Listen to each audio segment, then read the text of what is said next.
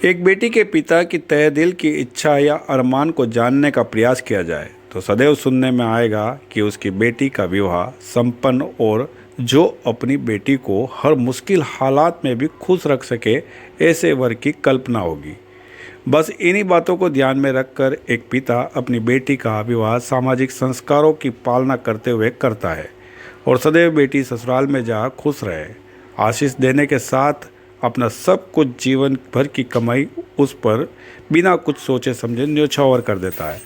लेकिन इसकी दूसरी ओर देखा जाए तो कभी कभी एक बाप का बेटी के प्रति अंध प्यार उसके स्वयं के जीवन के लिए बहुत दुखदायी साबित हो जाता है। यूँ तो आपने टीवी या पिक्चर हॉल में बैठकर अपनी आंखों से ऐसे सीन को देखकर कई बार आंसू को बहाया होगा, जिसमें यह दिखाया गया हो कि एक बेटा अपने वृद्ध माता पिता को प्रताड़ित करता दिखाया जा रहा हो, या पर्दे पर होती बेटी की विदाई का स्वांगात्मक फिल्मांकन पर भी आपकी आंसुधारा बहने से रुक नहीं पाई होगी। लेकिन असल ज़िंदगी में इस तरह का वाक़या आंखों देखे घट जाए तो आप सोचिए क्या कुछ महसूस होता है। काटो तो खून नहीं। हाल वाक़या भवानिया मेहता व सलुम्बर का है।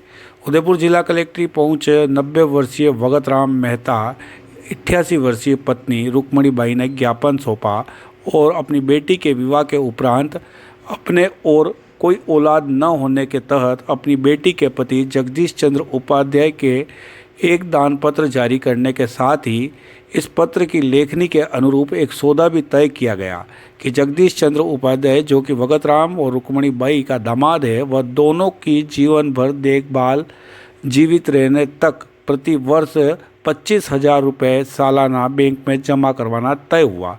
भगत राम का कहना है कि जब तक यह इकरार पत्र नहीं लिखा गया तब तक जगदीश कुमार ने मेरी और पत्नी की खूब सेवा की, लेकिन दान पत्र के लिखावट होने के बाद सेवा तो दूर मुड़कर देखा भी नहीं और दाने दाने के साथ जिंदगी के लिए मोहताज कर दर बदर भटकने के लिए छोड़ दिया। मेरी बच्ची तारा कुमारी जगदीश जी जितेंद्र जी उपाध्याय को शादी करा दिया था।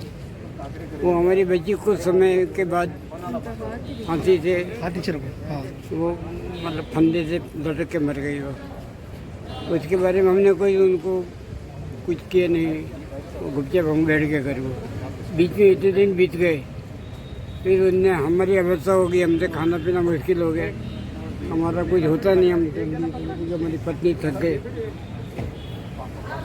अब जगदीश जी बोले हम तुम्हारी सेवा करेंगे, 2,000 रुपये महीना देंगे, तुम्हारे सगे संबंधी की सेवा करेंगे, आपकी सेवा करेंगे, आप खटिया में पड़ोगे तो आपका लैट्रिन बाथरूम सब हम अच्छा करेंगे। जब इतने दिन बीत गए हमारा कुछ सेवा नहीं, कुछ भी नहीं किया। हम परेशान हो गए हद। उनको बोले भाई कुछ करो, तो वो लोग करने को तैयार नहीं। कुछ वापस हमने बोला हमारी ज़मीन हमको वापस कर दो, तो वापस करने को भी तैयार नहीं। अब हम तो परेशान हो गए, अब क्या करें। ये हमारी बच्चा है, भाई के बड़े भाई की बच्ची, ये महाराष्ट्र रहती थी, वापस आई और हमारा देखभाल किया। फिर वो तहसील में गए थे सलम्बर, तहसील में गए तो वहाँ भी इनके साथ हाथापाई हो गई और वो कुछ काम हो जाए। किसने की हाथापाई किसने की? कने की थी हाथापाई, कने की थी? जगदीश जी शरद का छोटा भाई, उनके दोनों लड़के, एक शरद का लड़का एक जगदीश का लड़का। और जगदीश जी मेरे जवाई है, जगदीश जी जितेंद्र जी उपाध्याय, वो भी उसका छोटा भाई शरद जितेंद्र जी उपाध्याय। इनने ये बच्ची है, एक और दूसरे उनके तो हाथापाई हो गई और वो कुछ काम हुआ नहीं। अबे आप कई चेहरा हो, कई चेहरा हो आप? हाँ, अबे आप कई चेहरा हो यूँ? हम ये चाह रहे हैं कि हमारी ज़मीन हमको वापस हो जाए। आज कट मिलवाया कलेक्टर साहब? मिलने का है ना, कलेक्टर साहब मिलिया? नहीं मिल जाएगा।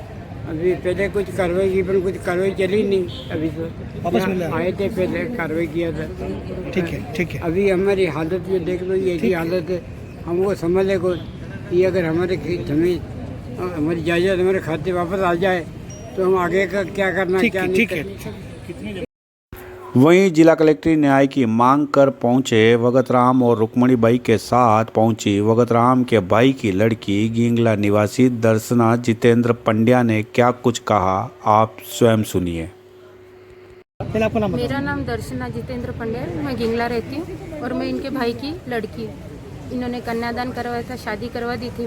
मेरी शादी को 20 साल हो गए और इन्होंने इनकी जो ज़मीन थी और इनका जो मकान था वो उन्होंने उनको दान पत्र करके दे दिया। उसके एवज में उन्होंने कहा था कि हम 25,000 रुपये सालाना हमारे काकी के अकाउंट में ट्रांसफ़र करवाएंगे। तो 2 अगस्त 2017 को इनकी कोई रजिस्ट्री हुई थी और 2020 के अंदर इनको पता चला कि इन्होंने इनकी जो खेती थी उसकी रजिस्ट्री करवाई थी, मकान की नहीं करवाई थी। पर जो मकान है अभी वो उनके नाम पे चढ़ गया और खेती का जो भी गवर्नमेंट मुआवजा आता है उन्हीं के अकाउंट में आता है, नकल भी उन्हीं के नाम से निकलती है। तो ये उनकी सेवा वगैरह कुछ भी कर नहीं रहे, उनको कोई खर्चा पानी नहीं दे रहे।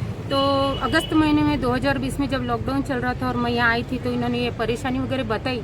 तो उसके बाद में मैंने मेरे बड़ी बहन के सपोर्ट लेके फिर कार्रवाई की, उनको बुलाया। तो उन्होंने पहले मंजूर किया कि हम आपकी ज़मीन आपको दे देंगे। फिर उसके बाद में तहसील कोर्ट में हम गए थे तो वो उनकी ज़मीन इनको दान पत्र वापस करके देना। उस समय उनके भाई शरद जी वो आए, उन्होंने कहा ऐसे कैसे हो सकता है, ये तो इनकी ज़मीन मेरे को भी दान करा के दे सकते। आधे घंटे के बाद यूँ करके बोलना हुआ तो वो जगदीश जी, शरद जी और उनके दोनों बच्चे वो दोनों कोर्ट के अंदर वो जो सोहनलाल जी का कैबिन था उससे बाहर निकल के उन चारों ने घेरा बनाया और मैं इन दोनों को अकेले लेके गई। तो वो चारों मेरे आंख पे, उन्होंने मेरे गले से ऐसे मेरे को धक्का मार के नीचे गिराया कोर्ट में।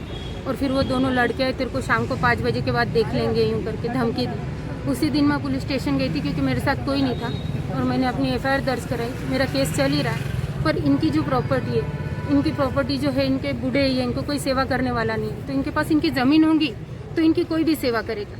अगर इनके पास कुछ होगा ही नहीं तो इनके बुढ़ापे का कोई सहारा नहीं है। 90 ईयर्स इनके चल रहे हैं, 88 काकी के चल रहे हैं, दोनों अस्थमा पेशेंट है, TB हो के दोनों को। तो ये दोनों की कंडीशन अभी इतनी ख़राब है। तो मैं जाते आते देख रही हूँ इनको, पर इनकी कोई ना कोई तो इनकी जगह इनको मिल जाए बस। जो इन्होंने ईमानदारी से, उनको जितनी ईमानदारी से और जितने प्यार से इन्होंने उनको दी वो उतनी ईमानदारी से इनको दे देवे। क्योंकि इनकी बेटी तो मर गई है और वो आत्महत्या करके मरी, कोई प्राकृतिक मौत तो उसको आई नहीं है। और इतना होने के बावजूद भी इन्होंने चलो भरोसा किया कि मेरा जवाई मेरी सेवा करेंगे। और अब वो उल्टे केस इनके ऊपर करते कि हम तो देंगे नहीं, एक इंच भी जगह नहीं देंगे, देख लेंगे क्या होता है। तो ये बातें नहीं होती। हम सरकार से अपील कर रहे हैं, हम कोर्ट की सारी कार्रवाई कर रहे हैं, लेकिन हमको कहीं से भी न्याय की उम्मीद नहीं लग रही है। क्योंकि उनके पास में पॉलिटिक्स इतना सपोर्ट है कि वो 2-3 लाख रुपए डाल सकते, किसी वकील को खरीद सकते, किसी को भी खरीद सकते। हम इतना नहीं कर सकते क्योंकि इनके पास कारण क्या था? ससुराल में ही कोई दिक्कत थी? ससुराल में आत्महत्या का कारण था कि मेरी बहन की शादी होकर 8 साल हो गई थी, उनको कोई बाल बच्चा नहीं था। और मेरे जो इनके जो जवाई है उनका कैरेक्टर तो पूरा इतना खराब हो चुका था, तो उस चक्कर में उसने आत्महत्या कर ली। उनके ऊपर प्रेशर था कि बच्चा नहीं है, शादी दूसरी करा देंगे। और 30-33 साल पहले की बात है, उस जमाने में उनके पास कुछ था ही नहीं, तो इन्होंने कोई एक्शन नहीं उठाया। आज आप पर किसके पास आए हो? आज हम यहाँ कलेक्टर सर के पास में आए हैं, लेकिन कलेक्टर सर यहाँ पे है नहीं, तो हम अपनी एक लिखित में वहाँ पे दे रहे हैं। और हम ये विनती करते कि हमको न्याय मिले। ठीक है।